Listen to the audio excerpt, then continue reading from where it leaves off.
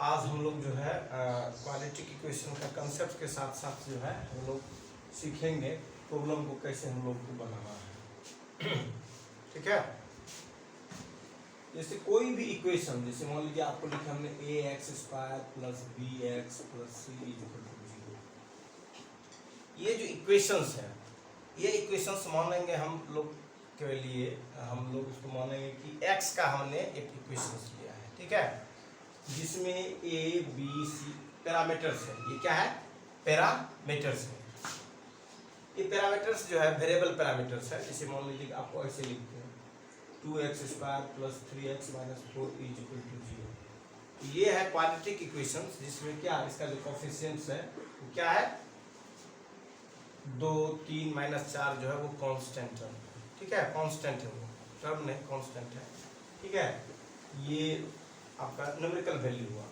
लेकिन जब हम लोग बातें करेंगे इसमें तो a b c जो है एक पैरामीटर्स के रूप में आता है। ठीक है, तो क्वाड्रेटिक इक्वेशंस के लिए सबसे पहले कौन सा इक्वेशंस क्वाड्रेटिक इक्वेशंस होगा, उसके लिए जो बेसिक बातें हैं वो ये है कि मैक्सिमम डिग्री जो हो किसी भी इक्वेशंस का प्रत्येक टर्म में, तो हाईएस्ट टर्म का जो डिग्री का टर्म जो होना चाहिए वो कितना होना चाहिए?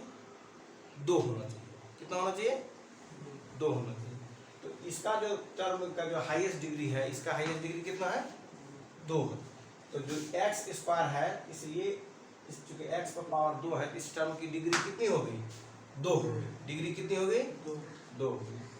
इसलिए इसको हम लोग 2 डिग्री वाले जब इक्वेशंस होंगे, ठीक है, उसी इक्वेशंस को हम लोग क्या कहेंगे? क्वाड्रेटिक इक्वेशन या द्विघात समीकरण। ठीक है, ये द्विघात समीकरण तब कहलाएगा जब प्रोवाइडेड मतलब बशर्ते, इसका हिंदी प्रोवाइडेड का हिंदी होता है बशर्ते। ये कंडीशन से लागू करता है। ये क्या करता है? कंडीशन से लागू। बशर्ते क्या होना चाहिए? a but not equal to 0 होना चाहिए। क्या होना चाहिए? a but not equal to 0 होना चाहिए। अगर a इक्वल टू 0 हो जाएगा तब क्या होगा? तब ये इक्वेशन हो जाएगा 0 into x² plus bx plus c equal to 0। तो 0 plus bx plus c equal to 0। ठीक है, तो आपका जो ये हो गया, क्या हो गया? ये bx plus c equal to 0। ये क्वाड्रेटिक इक्वेशन नहीं रहा, ये हो गया लीनियर इक्वेशन, मतलब रैखिक समीकरण हो गया। ये क्या हो गया? लीनियर इक्वेशन या रैखिक समीकरण हो गया। ठीक है, तो हम लोगों को जो है जो क्वाड्रेटिक इक्वेशंस है, क्वाड्रेटिक इक्वेशंस के लिए जो कंडीशंस जो इंपोज करना है वो क्या करना है कि a but not equal to क्या होना चाहिए? 0 होना चाहिए। तभी वो क्या रहेगा? क्वाड्रेटिक इक्वेशंस रहेगा। अगर a इक्वल टू 0 हो गया, that means this is not an example of a quadratic equation. ये क्वाड्रेटिक इक्वेशन का एग्जांपल नहीं होगा। कब? जब व्हेन a इक्वल टू 0। ठीक है, तो इसीलिए जो है ये कंडीशंस लागू होगा। a but not equal to क्या होना चाहिए? 0 होना चाहिए। तब ये क्या होगा? Quadratic equation. अब ये क्या है? ये जो है x² का कोफिशिएंट है। ये क्या है? x का कोफिशिएंट है। और ये क्या है? ये कांस्टेंट टर्म है। ठीक है, ये क्या है? Constant term. ठीक है, जैसे एग्जांपल के लिए मैं आपको लिखता हूं 3x² minus 4x plus 7 is equal to 0। यहाँ पर x² का जो कोफिशिएंट है 3 है, यहाँ x का कोफिशिएंट -4 है और कांस्टेंट टर्म कितना है? +7 है। ठीक है, ये +7 लिखने की आवश्यकता नहीं है, +7 मतलब 7 हो गया। ठीक है, तो ये जो है एक क्वाड्रेटिक इक्वेशन में अगर आपसे पूछा जाएगा कि x² का कोफिशिएंट क्या है? 3 है। x का कोफिशिएंट कितना है? -4 है और कांस्टेंट टर्म क्या है? +7 या 7 है। ठीक है, ये आसान है, बहुत बड़ा भारी चीज नहीं है, इजी है, इसको समझना है, कंसेप्ट को क्लियर करना है। ठीक है, अब जो हम लोगों को देखना है जो क्वाड्रेटिक इक्वेशंस है, तो क्वाड्रेटिक इक्वेशंस का जो मेन मोटो है वो ये है, इसका जो रूट है, इसका जो मूल है। ठीक है, रूट क्या है पहले समझिए। किसी भी इक्वेशंस का रूट का तात्पर्य हुआ वह वैल्यू जिस वैल्यू के कारण x मतलब जो भी वेरिएबल है उस वेरिएबल का वह वैल्यू, पॉसिबल वैल्यू, जिससे क्या हो? सेटिस्फाइड हो जाए। जैसे मान लीजिए मैं एक क्वेश्चन लिखा 3x² minus x plus 4 is equal to 0।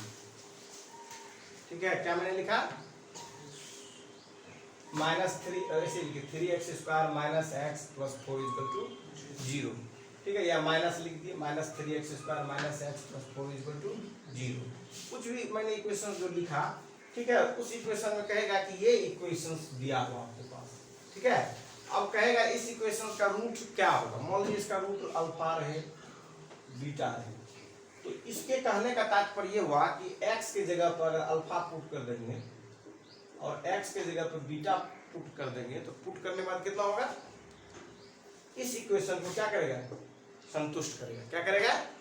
संतुष्ट, सेटिस्फाइड करेगा। सेटिस्फाइड करने का तात्पर्य हुआ कि x का वो वैल्यू जब पुट कर देंगे इसमें, that means -3 alpha square minus alpha plus 4 is equal to 0 होगा, -3 beta square minus beta plus 4 is equal to 0। ये दोनों इक्वेशंस क्या बताएगा? ये दोनों इक्वेशंस बताएगा कि जो है ये इक्वेशंस का नेचर्स को बताएगा कि भाई इसमें जो है मैंने अल्फा रूट लिया, बीटा रूट लिया, अगर इसको सेटिस्फाइड कर देगा तब ना इसका ये रूट है, इसका ये रूट है, इसका ये रूट है। ठीक है, ये तब ये संभव है जब ये भी संतुष्ट करेगा। कहने का तात्पर्य हुआ इसको जब सॉल्व कर, इसका जो रूट्स देखेंगे, इसका रूट्स जो होगा जब इसको सिंप्लीफाई कीजिएगा फैक्टराइजेशन मेथड से या किसी भी मेथड से, तो ये जब वैल्यू रखेंगे तो ये 0 के बराबर होगा। जैसे एग्जांपल के लिए आपको बताता हूँ, इसी को सॉल्व करते क्या लिखा हुआ? -3x² minus x plus 4 equal to 0, 3x² plus x minus 4 equal to 0 लिख सकते हैं। इसको माइनस से सब गुना कर दिए दोनों तरफ, तो ये टर्म चेंज हो जाएगा, डायरेक्ट भी कर सकते हैं। ठीक है, अब ये जो देख रहे हैं इसको फैक्टराइजेशन मेथड से 3 × 4 कितना हो गया? 12 हो गया। 12 को स्प्लिट कीजिए 6 हो जाएगा, 3 हो गया। अब बीच में क्या लाना है? 1 लाना है। x का कोएफिशिएंट कितना है यहाँ? 1 है। तो 4 और 3 में क्या लिख सकते हैं? 4 घटा 3 लिखिएगा, 4 - 3 लिखिएगा, आ जाएगा ये। तो ये आपका क्या हो जाएगा? 3x² माइनस प्लस है 4 - 3, एक को लिख सकते हैं आप 4 घटा 3 x minus 4 is equal to 0। 3x² क्या हो जाएगा ये? Plus 4x minus 3x minus 4 is equal to 0। इसमें कॉमन ले लीजिए x, तो बचेगा आपके पास क्या? 3x प्लस कितना? 4 माइनस कितना कॉमन लीजिएगा? 1, तो क्या बचेगा? 3x plus 4 is equal to 0। तो ये जो है आपका कॉमन हो गया कितना? 3x प्लस 4 कॉमन ले लीजिएगा, x minus 1 is equal to 0। ये जो है आपका ये इक्वेशंस का फैक्टराइजेशन क्या है आपके पास? 3x plus 4 into x minus 1 is equal to 0, 3x plus 4 is equal to 0 और x minus 1 is equal to 0, 3x plus 4 is equal to 0 और x is equal to x is equal to 1 minus 1 में 1 हो जाएगा। ये 3x is equal to -4, x is equal to -4/3, x is equal to कितना हो गया? -4/3, x is equal to कितना हो गया? 1। ठीक है, x इज इक्वल टू -4/3 और x इज इक्वल टू 1। ये जो है दो रूट्स दिया, किसका? इस इक्वेशंस का दो रूट्स दिया। तो इस रूट्स का तात्पर्य ये होगा कि जब आप इसका वैल्यू उसमें पुट करेंगे उसको संतुष्ट कर देगा। इसको करने में समय लगेगा, लेकिन ये एग्जांपल देकर करेंगे तो ज़्यादा आसान होगा, इजी रहेगा। ठीक है, तो इसको भी सेटिस्फाइड करेगा, जो भी रूट्स होगा सबको सेटिस्फाइड करेगा। तो x का वैल्यू अगर 1 देते हैं, देखिएगा ये left side is equal to right side हो जाएगा। -3 दीजिए और 1 पर स्क्वायर दीजिए, -1 दीजिए, x के जगह 1 दीजिएगा, plus 4 is equal to 0, x की जगह 1 लिख दीजिए। ये हो जाएगा आपका -3 -1 जो 4 इज इक्वल टू 0। ये हो जाएगा -4 plus 4 is equal to 0, 4 4 cut जाएगा, 0 इक्वल टू हो गया, संतुष्ट सेटिस्फाइड हो गया। तो रूट्स के तात्पर्य वो होगा उस इक्वेशन को क्या करेगा? वह वैल्यू x का वह वैल्यू उसको क्या करेगा? सेटिस्फाइड करेगा, मतलब संतुष्ट करेगा। ठीक है, तब वो क्या कहलाएगा?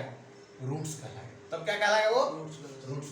ठीक है, अब रूट्स तो ये तो सिंपल तरीका था, हम लोगों ने फैक्टराइजेशन मेथड से इसको निकाला। ठीक है,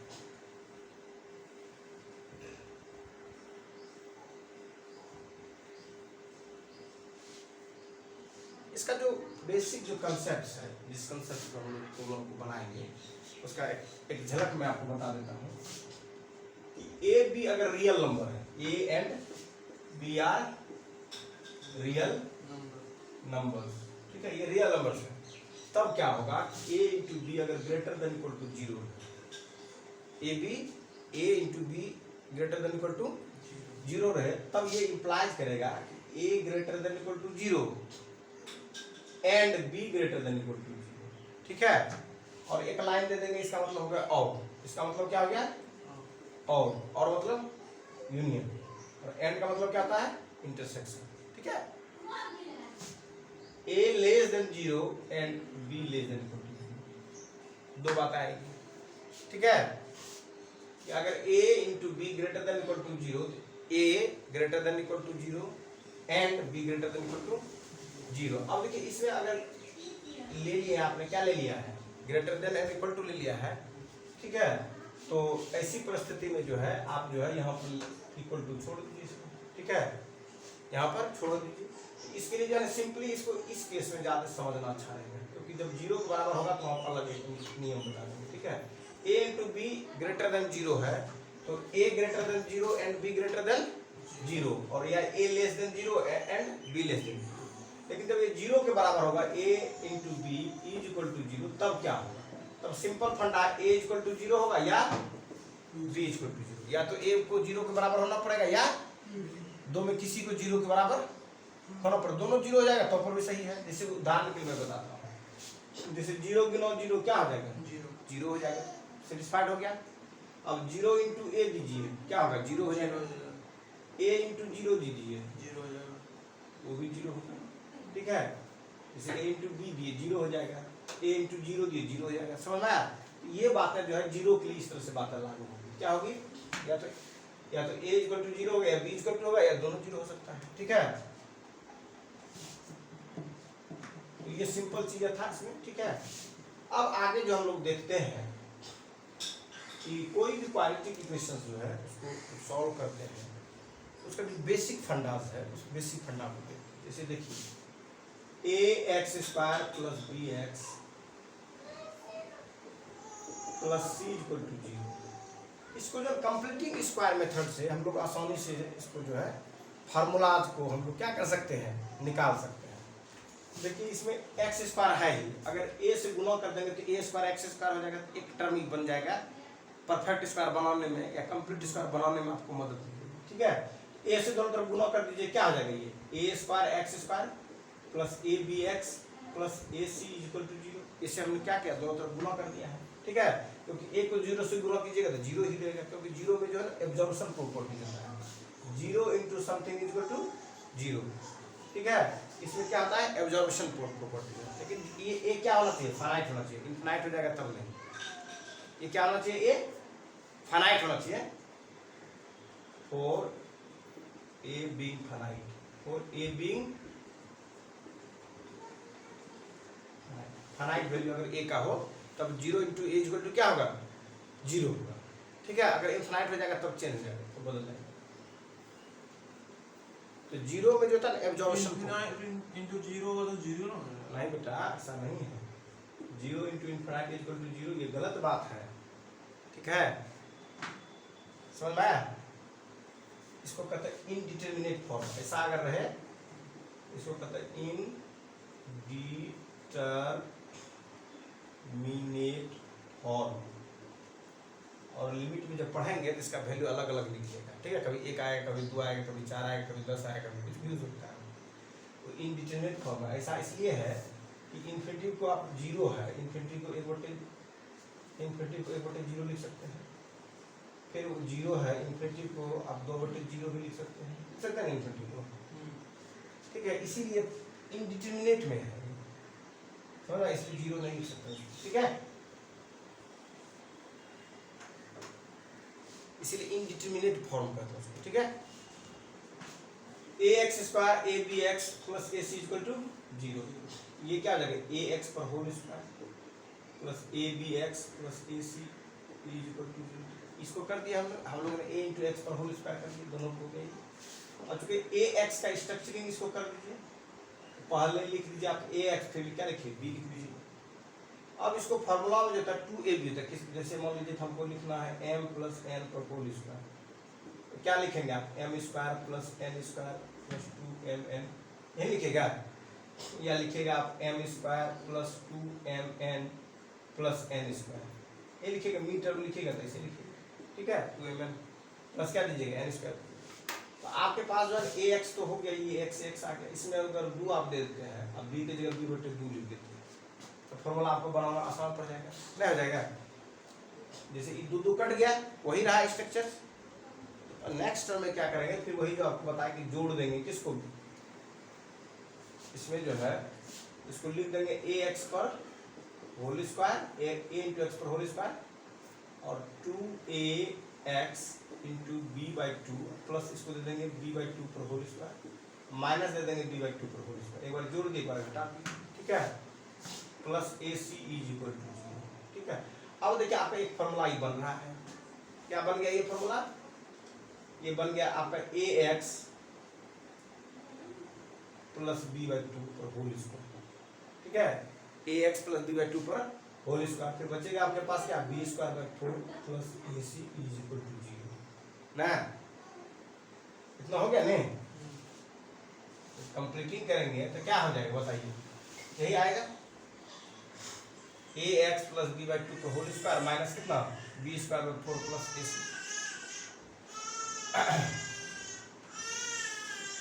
अब देखिए इसको जो है हम लोग लिख सकते हैं ax प्लस b बाई 2 पर होल स्क्वायर, और इसको जो है आप लिखेंगे तो क्या आएगा ये, इस पट्टी से उस पट्टी भेज दीजिए, b square by 4 minus ac हो जाएगा ना, फिर इसको फर्दर सिंप्लीफाई कीजिएगा तो बी स्क्वायर माइनस 4ac बटे 4 हो जाएगा क्या।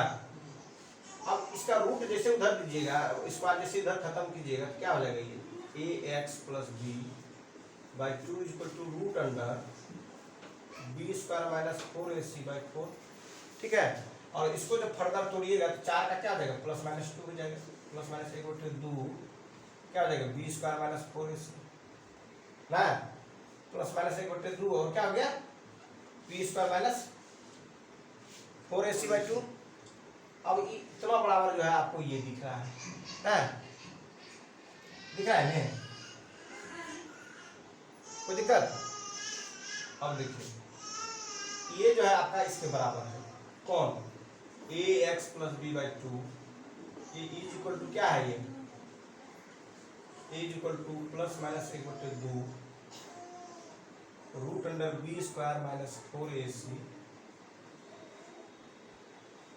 ये है आपका इतना बराबर इतना है दिया हुआ, तो आप ax इक्वल टू लिखिएगा तो क्या आ जाएगा minus B by 2 plus minus 1 by 2 root under कितना बी स्क्वायर माइनस 4ac ना, इसे प्लस बी बाई 2 तो उधर जाएगा माइनस हो जाएगा, x इक्वल टू लिखिएगा माइनस बी 2 का लघुत्तम कितना हो जाएगा 2 ही हो जाएगा, प्लस माइनस रूट अंडर कितना बी स्क्वायर माइनस 4ac, और ये x जो है ये a जो है उधर भाग दे दीजिए तो 2a हो जाएगा, क्योंकि ax है x भाग दिए, ये जो है ना आपका रूट से निकल जाएगा, क्या निकल के आएगा minus B plus minus root under B square minus 4ac by 2।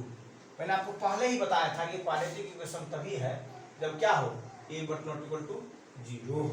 अगर देखिए a इक्वल टू 0 हो जाएगा तो क्या होगा यहाँ पर x इक्वल टू क्या हो जाएगी इन्फिनिटी हो जाएगी, क्या हो जाएगी तो एग्जिस्ट ही नहीं करेगा, ठीक है समझ आया बात कर। इसीलिए हमने पहले ही आपको बता दिया था कि जो क्वाड्रेटिक इक्वेशन का जो कंसेप्ट होगा उस कंसेप्ट के हिसाब से क्या होगा कि a but not equal to 0 होगा।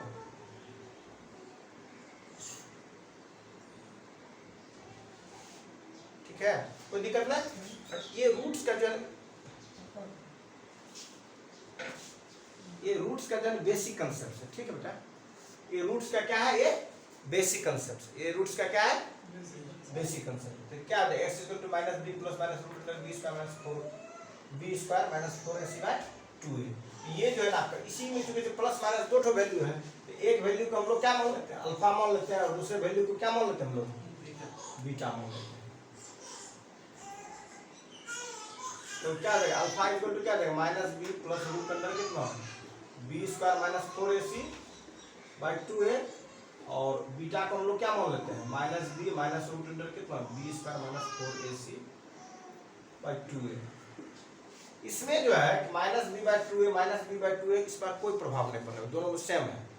अंतर किसके कारण पड़ता है, इसके कारण। रूट इक्वल होगा, रूट रियल होगा, रूट क्या कहते हैं इमेजिनरी होगा, ठीक है, रूट रेशनल होगा, रूट इरेशनल होगा। All the natures of the roots depends upon the value of B square minus 4ac। इसीलिए इसको हम लोग कहते हैं विवेचक। क्या कहते हैं इसको हम लोग? विवेचक। हाँ, विवेचकर या विवेचक कहते हैं इसको। इसको डिस्क्रिमिनेंट कहते हैं, अंग्रेजी में डिस्क्रिमिनेंट कहते हैं, हिंदी में क्या कहते हैं इसको? विवेचक। ये डी जो है ये विवेचना करता है, डिस्क्राइब्स करता है about the nature of the roots. Roots का जो स्वभाव होगा उस स्वभाव को ये क्या करेगा? डिस्क्राइब्स करेगा कि रूट्स तुम्हारा कैसा होगा, रूट्स तुम्हारा कैसा होगा, इसको क्या करेगा? ये डिस्क्राइब्स करेगा। अब एक चीज जो है, जैसे बिना क्वेश्चन देखे अगर आपको मान लीजिए कि बहुत जल्दीबाजी करना है, ठीक है, कि रूट्स रियल है कि नहीं है, उसका एक ट्रिक है। ट्रिक क्या है कि जनरली जो देख रहे हैं बी स्क्वायर माइनस 4ac जो देख रहे हैं, बी स्क्वायर माइनस 4ac देख रहे हैं, इसमें ए और सी का अगर साइन डिफरेंट हो, ए और सी का साइन क्या हो? डिफरेंट। जैसे देखिए बी स्क्वायर जो होगा always greater than equal to 0 होगा, होगा नहीं होगा? B square always greater than equal to क्या होगा? 0 होगा। अब ए और सी दोनों का अगर सेम वैल्यू हो, प्लस हो, गुना कीजिएगा प्लस ही हो जाएगा, फिर माइनस का एग्जिस्टेंस रहेगा ही। अगर ई भी माइनस लीजिएगा, दोनों आपस में गुना कीजिएगा तो क्या होगा? प्लस होगा, फिर भी उसका एग्जिस्टेंस रहेगा, माइनस का माइनस ही रह जाएगा, ठीक है। लेकिन जैसे आप डिफरेंट लीजिएगा, माइनस से प्लस, प्लस से माइनस, कुछ भी लीजिएगा तो ये माइनस होगा, और माइनस दोनों माइनस कीजिएगा तो क्या होगा? प्लस होगा। साइन का इनसिग्निफिकेंट साइन हो जाएगा, चेंज हो जाएगा, साइन प्लस हो जाएगा। तब ये जो पूरा वैल्यू होगा, जब ये ए और सी दोनों क्या होगा? डिफरेंट हो, मतलब ए और सी दोनों का साइन क्या हो? अलग हो, मतलब एक पॉजिटिव हो, दूसरा नेगेटिव हो, पहला पॉजिटिव हो। नेगेटिव पॉजिटिव की बात कर रहा है, talking about the negative positive. Negative positive जब हो, ऐसी परिस्थिति में ये जो वैल्यू होगा -4ac वो क्या होगा? पॉजिटिव हो जाएगा वो, क्योंकि माइनस गुना प्लस करोगे या प्लस गुना माइनस करोगे तो क्या वैल्यू आएगा? ये आपस में जब करोगे इसको गुना माइनस आएगा, ये भी माइनस आएगा, और फिर माइनस को इसके साथ गुना करोगे या इसके साथ गुना करोगे क्या आएगा? प्लस आ जाएगा। तो ऐसी परिस्थिति में जब पूरा वैल्यू जो होगा प्लस होगा, और B square already greater than equal to 0 है, तो यह भी क्या हो जाएगा? -4ac भी जो क्या है ग्रेटर देन इक्वल टू 0 है। तो दोनों को जब जोड़ोगे तो क्या आएगा? ये ग्रेटर देन इक्वल टू 0 आएगा। तो इसका मतलब समझे, जब ये साइन और ये साइन जब दोनों क्या रहे? डिफर रहे, अलग रहे, दोनों का साइन क्या हो? अलग रहे, दोनों का साइन क्या हो? अलग रहे, तो कैसा रूट्स देगा? रियल रूट्स देगा। क्यों देगा रियल रूट्स? क्योंकि D greater than equal to 0, D क्या होगा? ग्रेटर देन इक्वल टू 0 होगा। समझ आया? मतलब केवल साइन से कैलकुलेट करने की जरूरत नहीं है, बिना कैलकुलेट किए हुए भी आप डिटेक्ट कर सकते हैं कि इसका रूट्स रियल होगा कि इमेजिनरी होगा। जैसे एग्जांपल के लिए मैं आपको बताता हूं,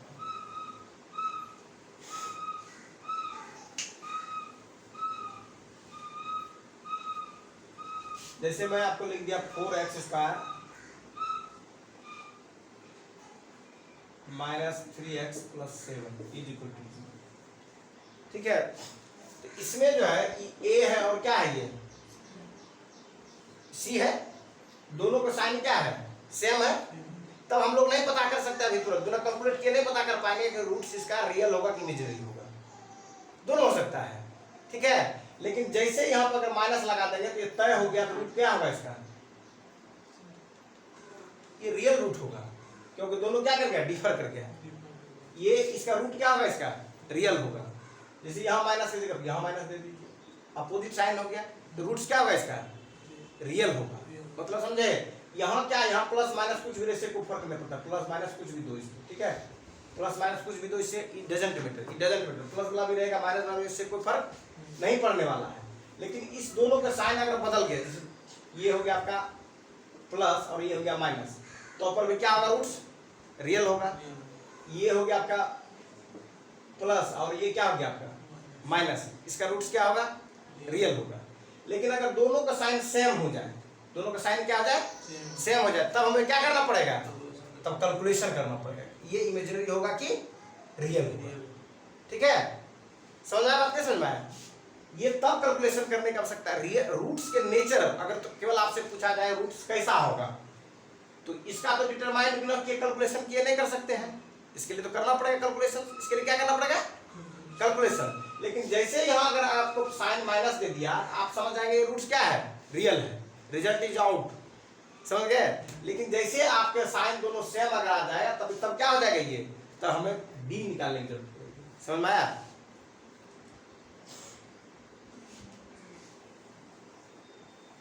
जैसे एग्जांपल के लिए मैं एक बता देता हूँ, ठीक है? जैसे 3x² minus 4x plus 1 equal to 0, ये मैंने लिखा आपको, ठीक है? अगर इसका कहेगा आपको क्या निकालने के लिए, दोनों का साइन सेम है, तो अभी तो हम लोग पता नहीं कर सकते कि रियल होगा कि इमेजिनरी होगा बिना कैलकुलेट किए।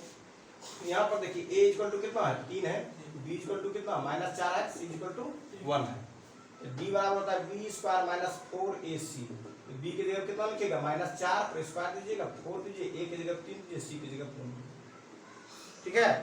ये कितना हो जाएगा, 4 चौके 16 और 4 तिया 12, 16 में 12 को घटा दीजिए, कितना रहेगा 4। ये क्या है, ग्रेटर देन 0 है, ये क्या है, ग्रेटर देन 0 है, तो रूट्स क्या होगा,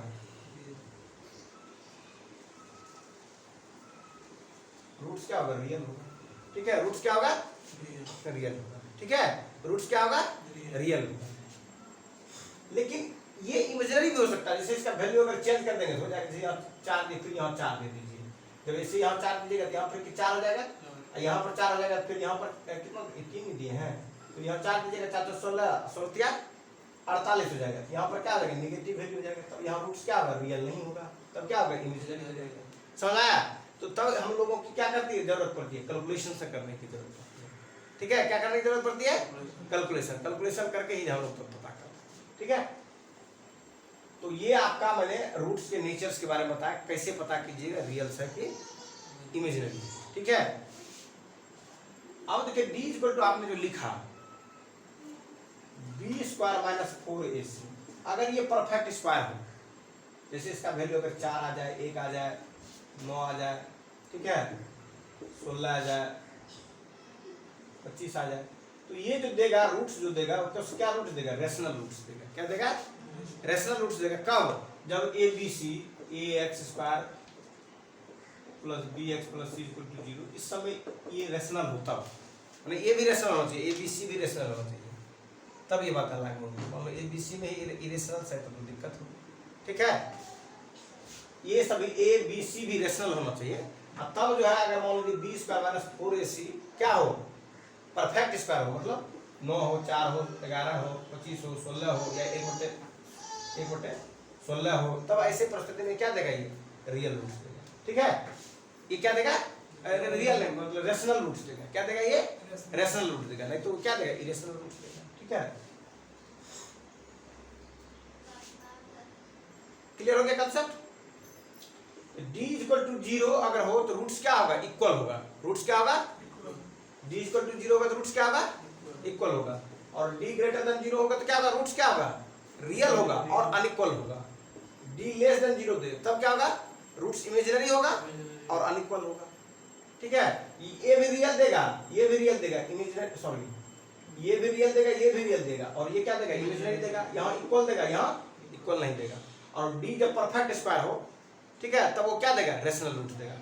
प्रोवाइडेड कंडीशन बताए थे कि abc को भी क्या होना चाहिए, रेशनल होना चाहिए, तभी ठीक है? फिर नेक्स्ट मतलब जो है आगे फिर बता देंगे आपको, नेक्स्ट जो इससे जुड़ा